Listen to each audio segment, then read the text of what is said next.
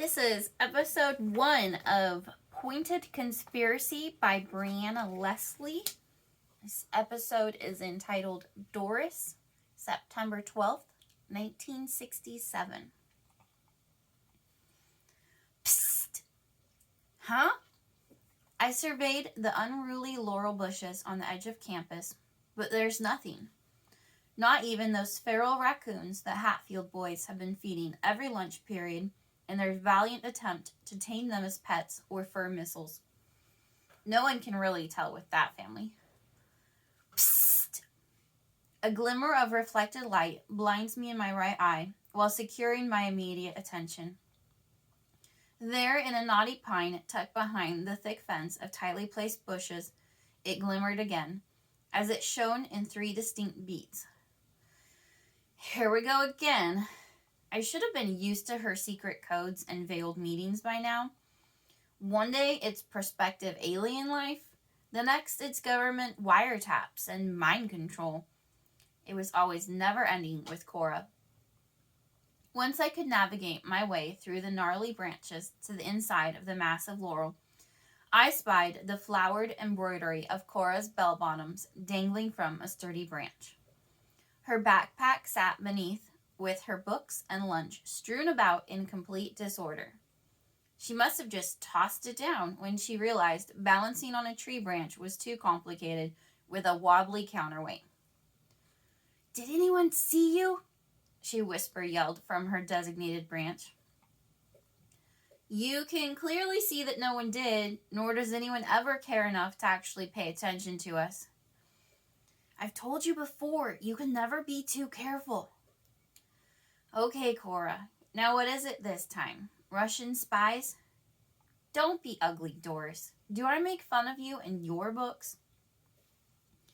I hung my head, knowing that Cora Byers is the only person in this town that cared enough to talk to me at all.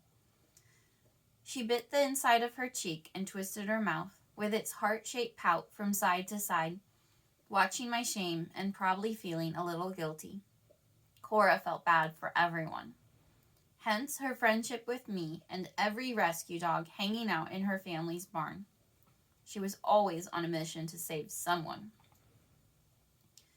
Okay, seriously, this time. What is it? I asked.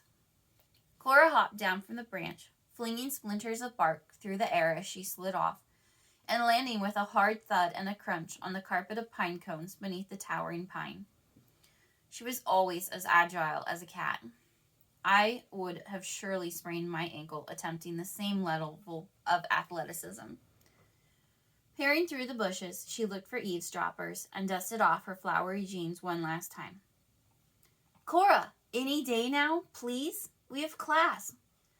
All right. Okay, so you know how people have been seeing lights on the edge of town? Yeah, my dad said it's the military practicing maneuvers or clearing out the last of the ammunition from the bunkers. The ammunition has been there since World War II. It would make sense for them to want it out of there. It's an accident waiting to happen with the way kids sneak out there to go necking.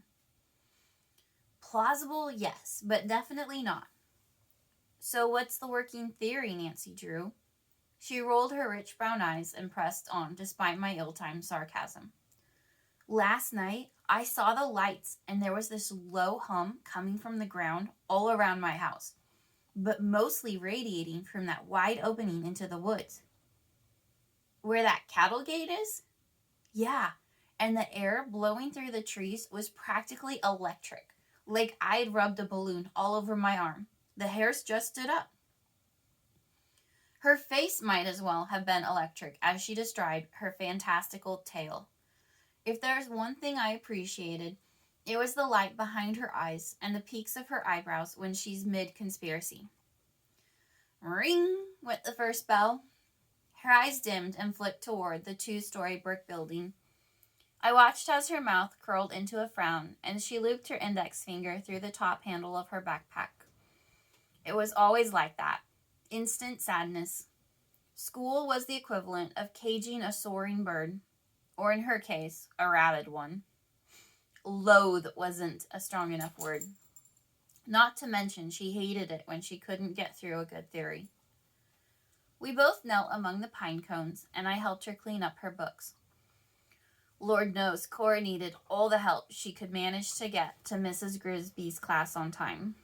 The old biddy, with her wily chin hair, couldn't stand the whole lot of the Byers clan as it was. So a note from the author: thank you for taking the time to read Pointed Conspiracy's first episode. This story is loosely based on the Mothman sightings of Point Pleasant, West Virginia, which ultimately took on a life of their own, along with mysterious men in black suits and strange lights in the sky. I hope you enjoy and continue reading through the episodes as the story heats up. So that was episode 1 of Pointed Conspiracy by Breanna Leslie. It's available for your further reading pleasure on Kindle Vella. Be sure to like, follow, subscribe to listen to my next episode. Thanks for listening. You can find any relevant links you may need in the show notes. Have a great day and be blessed.